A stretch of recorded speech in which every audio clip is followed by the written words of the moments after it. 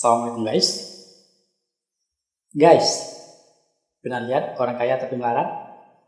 Ya, orang kaya jenis ini adalah orang yang punya banyak barang-barang mahal, namun sayangnya kadang sampai nggak makan. Bulan ke bulan yang dia pikirkan bagaimana bisa bayar tagihan hutang, takut terlambat bayar cicilan karena bisa-bisa barang-barang yang sudah dimiliki ditarik sama debt collector. Ironis. Memang aneh, super aneh kayak pikir orang zaman now.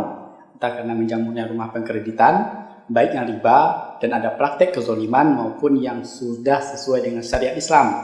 Namun, pada ujung-ujungnya hanya memudahkan bagi para pecandu hutang untuk koleksi barang-barang yang mungkin bukan barang yang menjadi kebutuhan vital.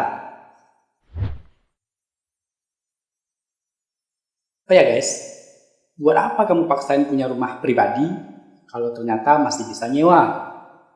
Buat apa punya motor gede kalau buat pusing kepala, ngisi bensin dan bayar cicilannya? Buat apa beli HP mahal? Lah kok dengan HP murah aja kamu masih bisa eksis di dunia maya? Cuma karena agar bisa bilang kaya gitu? Tunggu dulu guys, kamu juga mesti realistis dengan penghasilan yang kamu punya. Jangan sampai besar pasak daripada tiang.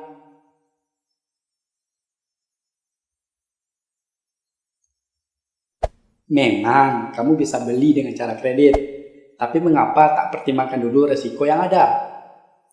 Udah gaji pas-pasan, tahu-tahu sakit menjelang tanggal tagihan pembayaran. Tidak ada uang cadangan, terpaksa pakai uang pembayaran cicilan. Akhirnya nunggak beberapa bulan, motor pun diambil di tengah jalan, dan kamu ditinggal dalam keadaan pingsan. Dan orang-orang bilang, duh kasihan. Dan guys, ini adalah tentang realita yang ada di masyarakat kita. Banyak orang yang pura-pura kaya dengan barang-barang yang ia punya, tapi di sebaliknya ia harus menderita karena terpaksa mengorbankan kebutuhan pokoknya. Lalu, apa kamu termasuk salah satu darinya?